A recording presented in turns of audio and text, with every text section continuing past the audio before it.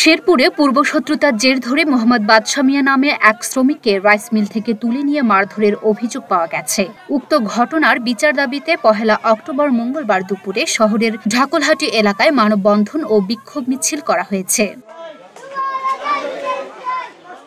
অভিযোগ উঠেছে গত ৩০ সেপ্টেম্বর দুপুরে পূর্বশত্রুতার জের ধরে শহরের রাইস মিল মালিক শুভ রেজা ও তার কয়েকজন সহযোগী রাইস মিল শ্রমিক বাদশা মিয়াকে মিল থেকে তুলে নিয়ে অন্য একটি রাইস মিলের অফিসে নিয়ে বেদম মারধর করে। এতে সে গুরুতর আহত হয়। বর্তমানে সে জেলা সদর হাসপাতালে চিকিৎসাধীন রয়েছে। মানববন্ধনে বক্তব্য দেন ভুক্তভোগী বাদশা মিয়ার বড় ভাই রানা আহমেদ মিস্টার, মা সুফিয়া বেগম, স্থানীয় মোহাম্মদ রুমান মিয়া, মোহাম্মদ চান মিয়া প্রমুখ। বক্তারা ঘটনার সাথে সংশ্লিষ্টদের দৃষ্টান্তমূলক বিচার ও শাস্তি দাবি করেন। আমি কোনোদিন কারো অন্যায় করিনি বাবা, আল্লাহ গো, আমি জানি না কিছু গো বাবা। এবারে রাস্তা মতো ধরে নিয়ে যাবো মেলে তো মারছে, আমি কিছু করবেন না, আমি যাই নাই।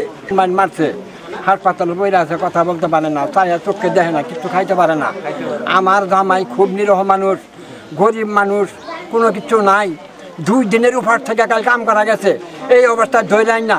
যেভাবে অত্যাচার করে, যে বাবার মারা মারছে, এরকম মার মানুষ হয়, মানুষের কোনোদিন কেউ কোনোদিন মারে না। প্রকাশ্য দিবলোকে দিনের বেলা এই মিল থেকে ধরে নিয়ে মার দৌড় করে মোটর সাইকেলে তুইলা হ্যার অফিসে নিয়ে থাকা, হেড অফিস ফ্যামিলি সুপার ঢাকলহাটি দক্ষিণ পাড়া, এখানে নিয়ে হেড অফিসে নিয়ে ইচ্ছা মতো মার দই করে রাস্তায় ফালায় রাখে। পরে আমরা রাস্তা থেকে তুলে নিয়ে হাসপাতালে ভর্তি করি।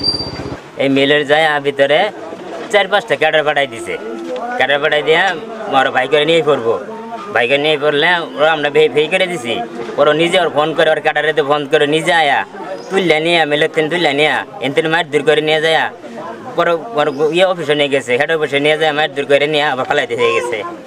আমরা শুক্রবার একটা বিচার চাই। আমার অভিযোগ অস্বীকার করেন শুভ রেজা। জানালেন চাঁদা দিতে অস্বীকার করায় তার বিরুদ্ধে এমন মিথ্যা দাবি করছেন বিক্ষোভকারীরা। তিনি এই ঘটনায় সদর থানায় অভিযোগ দায়ের করেছেন বলে জানান।